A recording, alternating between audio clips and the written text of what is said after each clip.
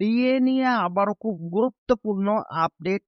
বকেয়া ডিএ মামলায় জোর ধাক্কা খেল রাজ্য।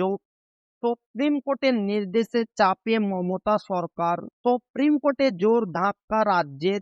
রাজ্য সরকারি কর্মীদের বকেয়া মহার্ঘ ভাতা বা ডিএ মামলা শুনানিতে মমতা সরকারের আবেদন ফিরিয়ে সুপ্রিম কোর্ট জানিয়ে দিল, প্রয়োজনে রোজ ডিএ মামলার শুনানি হবে।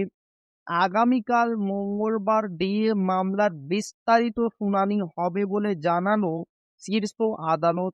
এদিন বিচারপতি সঞ্জয় কারোল এবং বিচারপতি প্রশান্ত কুমার মিশ্রর বেঞ্চে এই মামলার শুনানি হয়।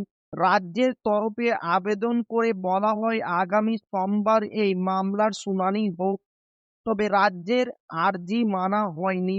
বিচারপতি সঞ্জয় কারোল স্পষ্ট বলেন, আমরা আগেই বলেছি দ্রুত শুনানি হবে। আগামীকালই বিস্তারিত শুনানি হবে। সুপ্রিম পর্যবেক্ষণ, প্রয়োজনে রোজ এই মামলার শুনানি হবে।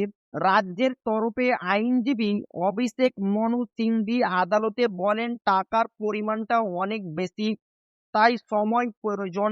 ইতিমধ্যে রাজ্য সরকার একটি কমিটি গঠন করেছে। পুরো প্রক্রিয়া ভালোভাবে দেখতে হবে।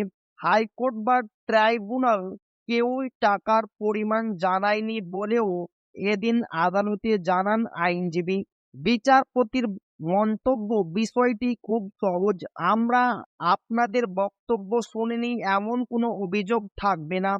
রাজ্যের আরেক আইনজীবী রাকেশ দ্বিবেদী আগামী সোমবার যাতে এই মামলার শুনানি হয় সেই আর্জি জানান, তবে সেই আর্জি খারিজ করে সুপ্রিম কোর্ট স্পষ্ট জানিয়ে দিল, প্রয়োজনে রোজ হবে শুনানি।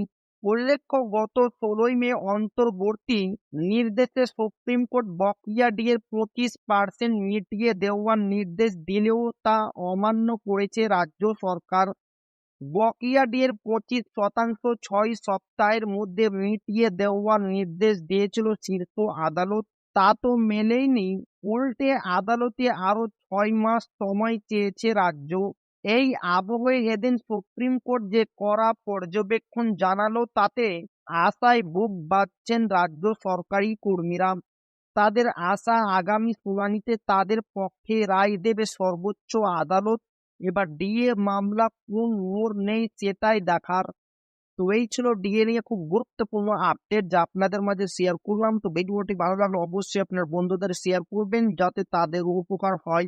আর আপনি যদি এখনো আমাদের চ্যানেলকে সাবস্ক্রাইব না করে থাকেন তো অবশ্যই চ্যানেলকে সাবস্ক্রাইব করবেন এবং আমাদের পাশে থাকবেন। তো আবারও দেখা হবে ডিএ রিলেটেড খুব গুরুত্বপূর্ণ ভিডিওতে।